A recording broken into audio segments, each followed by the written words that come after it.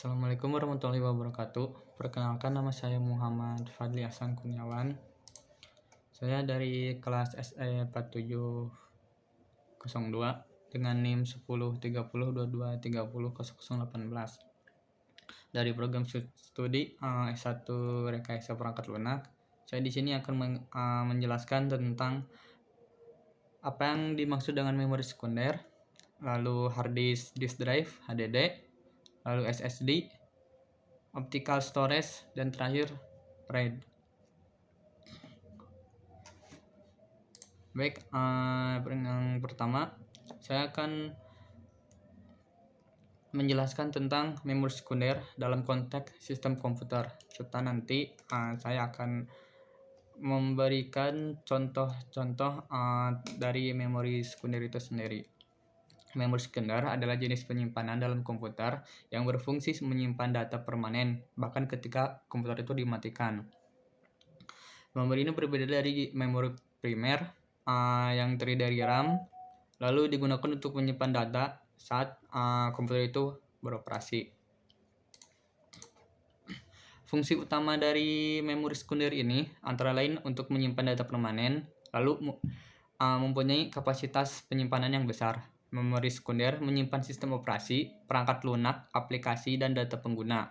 Lalu untuk kapasitas penyimpanan besar, dapat menyimpan data yang jumlahnya lebih besar dan lebih cepat juga dibandingkan memori primer. Lalu untuk contoh-contoh dari memori sekunder antara lain adanya hard disk drive HDD yang menggunakan disk magnetik untuk menyimpan data. Kapasitas penyimpanan dapat mencapai terabyte, seperti 1 terabyte, 2 terabyte, atau yang lainnya. Umumnya lebih murah dibandingkan SSD. Ada juga yang komputer atau laptopnya yang sudah dipasang itu HDD. Lalu yang kedua itu ada SSD, menggunakan chip memori flash untuk menyimpan data. Meskipun harganya lebih tinggi, SSD menawarkan kecepatan baca atau tulis yang lebih cepat dan ketahan terhadap guncangan. Biasanya SSD ini berada dalam laptop zaman sekarang. Lalu SSD ini juga harganya mahal. Yang ketiga itu ada USB drive, atau yang bisa kita kenal kayak flash disk. Perangkat penyimpanan portable yang juga menggunakan memori flash memudahkan transfer antar data dan antar perangkat. Biasanya ini bentuknya kecil, bisa dibawa kemana-mana juga. Lalu optical disk seperti CD, DVD, dan Blu-ray menggunakan laser untuk membaca dan menulis data. Umumnya digunakan untuk distribusi media dan backup data. Biasanya digunakan di kantor-kantor, di sekolah juga bisa, universitas. Lalu yang kelima ada tape drive, digunakan untuk backup data dalam jumlah besar dan penyimpanan jangka panjang, terutama di lingkungan bisnis dan server itu sendiri.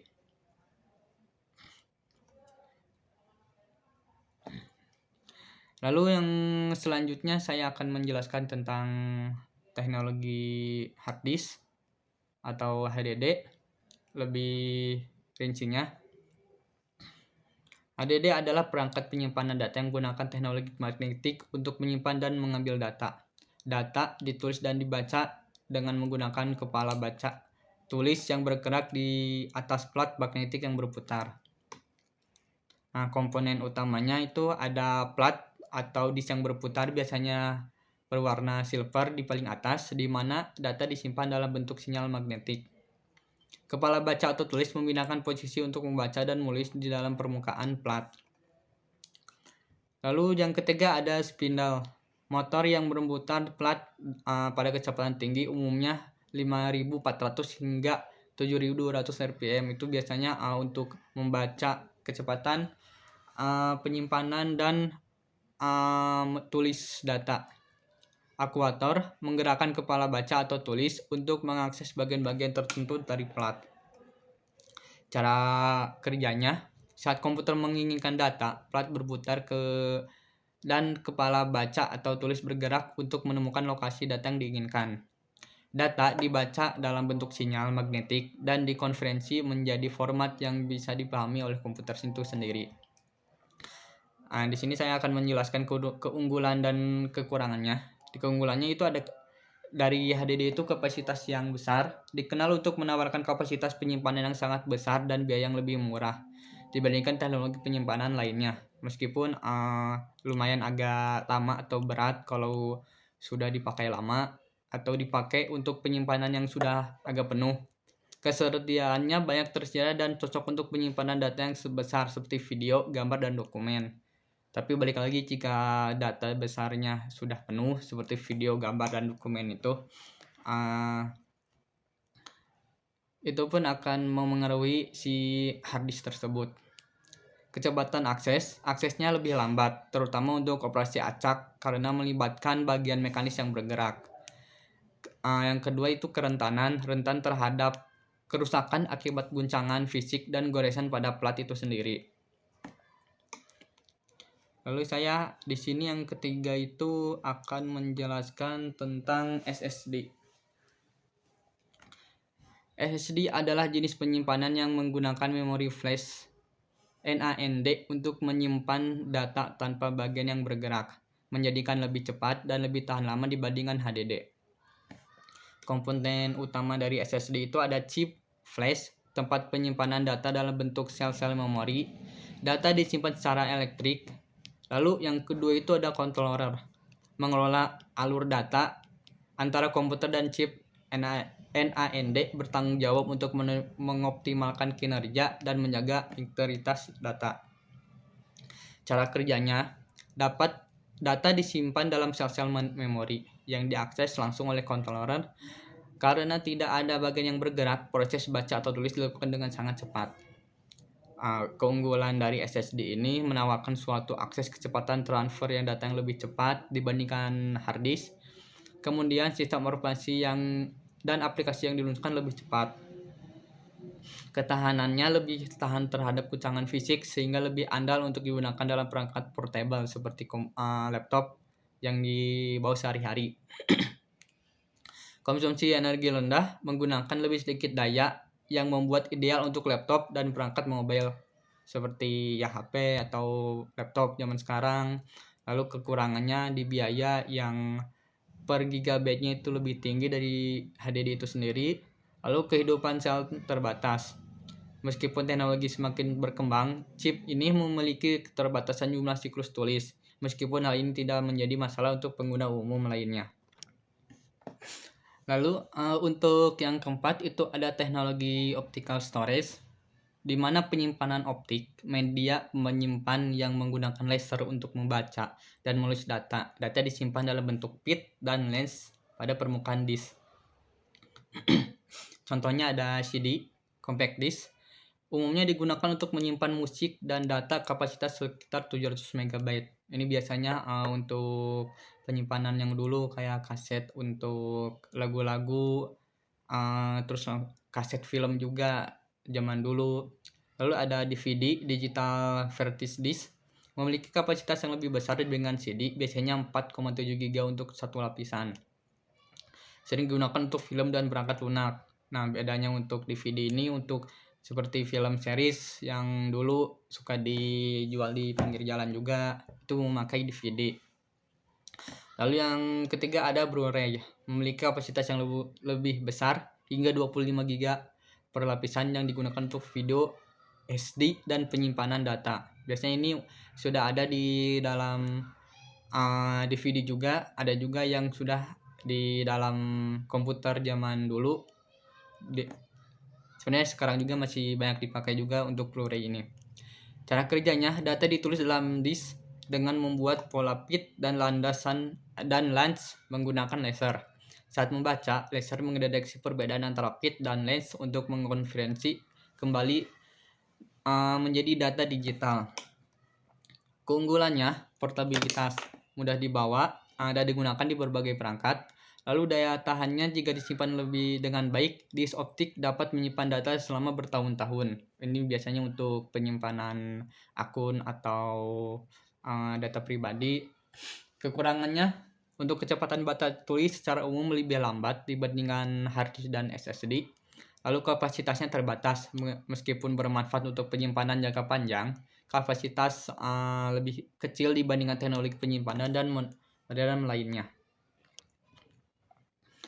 Untuk yang kelima dan terakhir itu ada teknologi RAID, Redundant Array of Independent Disks.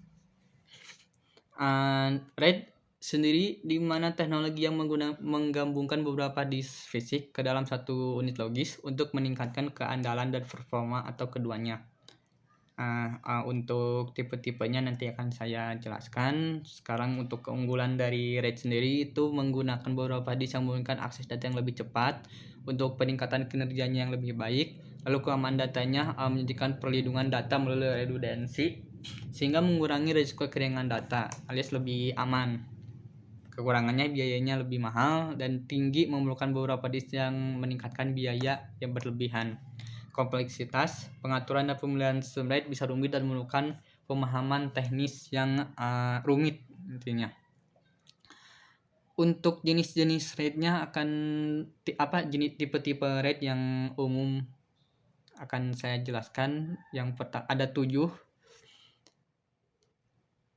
Yang pertama itu ada RAID 0 atau stripping. RAID 0 itu membagi data menjadi blok-blok yang lebih kecil dan mendistribusikannya secara merata di antara 2 atau lebih disk tanpa adanya redundansi. Keunggulannya, kinerjanya lebih tinggi, akses data yang menjadi lebih cepat karena operasi baca dan tulis dilakukan secara paralel. Untuk kapasitas penuhnya, semua kapasitas disk dapat digunakan untuk menyimpan data. Misalkan untuk 2 disk itu 1 terabyte, menghasilkan 2 terabyte totalnya. Kekurangannya tanpa redundansi, jika salah satu disk gagal, semua data akan hilang. Ini menjadikannya kurang aman untuk data penting. Lalu penggunaan yang disarankan itu cocok untuk aplikasi yang memerlukan kecepatan tinggi dan tidak memerlukan perlindungan data seperti gaming atau editing video. Lalu yang kedua ada RAID 1, itu mirroring. RAID 1 itu menyimpan salinan identik dari data 2 atau lebih dari disk. Setiap disk memiliki salinan lengkap dari data yang sama. Keunggulannya, keamanannya lebih tinggi. Jika satu disk gagal, data akan tetap tersedia di disk lainnya. Lalu untuk bacanya akan lebih cepat. Operasi baca dapat dilakukan lebih cepat karena data dapat diambil dari beberapa disk. Kekurangannya itu biayanya tinggi. Untuk waktu tulisnya itu tidak meningkat karena harus ditulis di hard disk. Untuk biayanya yang tinggi itu digunakan untuk menyimpan data, misalkan cuma 2 disk terabyte hanya menyediakan 1 terabyte untuk penyimpanan. Makanya biayanya agak tinggi. Lalu untuk penggunaan yang disarankannya cocok untuk server dan sistem memerlukan tingkat keandalan yang tinggi seperti database dan penyimpanan file yang penting. Lalu ada RAID 5, stripping dan priority. Menggunakan stripping untuk memiliki data beberapa disk dan menyimpan informasi priority data pemulihan. Ini memungkinkan pemulihan data jika satu disk yang ada gagal. Keunggulannya itu ada performa yang baik, kecepatan yang baca yang baik, kecepatan tulis yang baik dibandingkan RAID 1. Lalu redundansi, mampu menahan suatu disk gagal tanpa kehilangan data. Penyimpanannya, efisiensi penyimpanannya lebih baik daripada RAID 1 karena untuk 3 disk 1 terabyte kapasitasnya efektifnya ada 2 terabyte. Untuk kekurangannya, waktu pemulihannya itu sangat lama saat mengganti disk yang gagal. Selama periode itu sistem dapat menjadi rentan. Lalu overhead priority, penulisan data memerlukan perhitungan tambahan untuk informasi priority sehingga dapat memperlambat kecepatan tulis. Penggunaan yang disarankan ideal untuk server penyimpanan. Keseimbangan antara kinerja dan keandalan seperti server database dan file sharing. Lalu ada RAID 6, stripping dan double pairing. RAID 6 memiliki mirip dengan RAID 5, tetapi menyimpan 2 set informasi priority. Ini memungkinkan sistem untuk bertahan jika 2 disk sekaligus itu langsung gagal.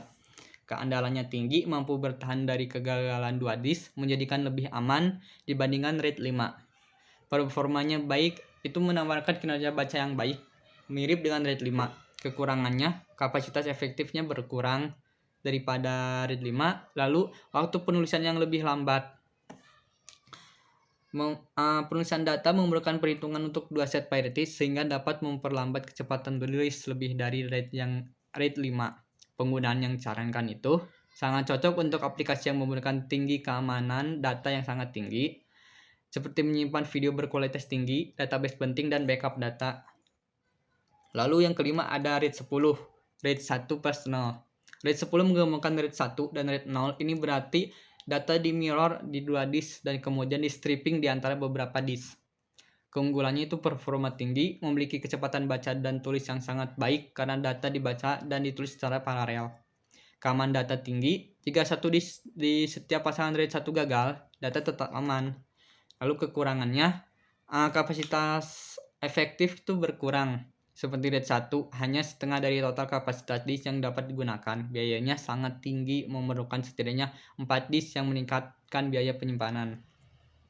Penggunaan yang disarankan itu cocok untuk aplikasi yang memerlukan kinerja tinggi dan keandalan seperti database yang sangat aktif dan sistem virtualisasi. Lalu yang keenam itu ada RAID 50, RAID 5 dan 0. RAID 50 ada kombinasi dari RAID 5 dan 0, ini membagi antara beberapa grup RAID 5 yang berbeda. Keunggulannya, kinerjanya tinggi dan keamanannya juga tinggi. Menawarkan kecepatan dan keandalan yang baik dengan menggunakan kemampuan untuk menahan satu disk gagal setiap grup RAID 5. Kekurangannya ada di kompleksitas dan kapasitas efektif yang berkurang. Lalu penggunaan yang disarankan untuk penyimpanan data besar di perusahaan seperti data perusahaan, lalu data-data seperti di sekolahan juga itu cocok untuk dipakai dari RAID 50. Lalu yang terakhir ada RAID 60. Kombinasi dari RAID 6 dan RAID 0 menggabungkan dari manfaat RAID 6 dual priority dengan stripping RAID 0. Keunggulannya, keandalannya tinggi, lalu performanya baik. Di kekurangannya itu kapasitas efektif berkurang, lalu biayanya yang sangat tinggi. Penggunaan yang cocok itu penyimpanan data besar seperti sistem backup dan penyimpanan data.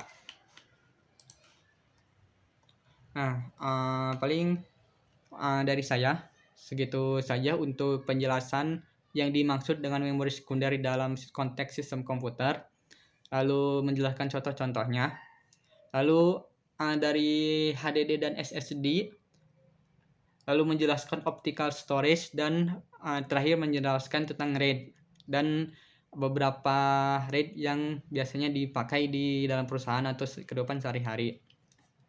Baik, saya cukupkan. Terima kasih. Mohon maaf jika ada kesalahan. Wassalamualaikum warahmatullahi wabarakatuh.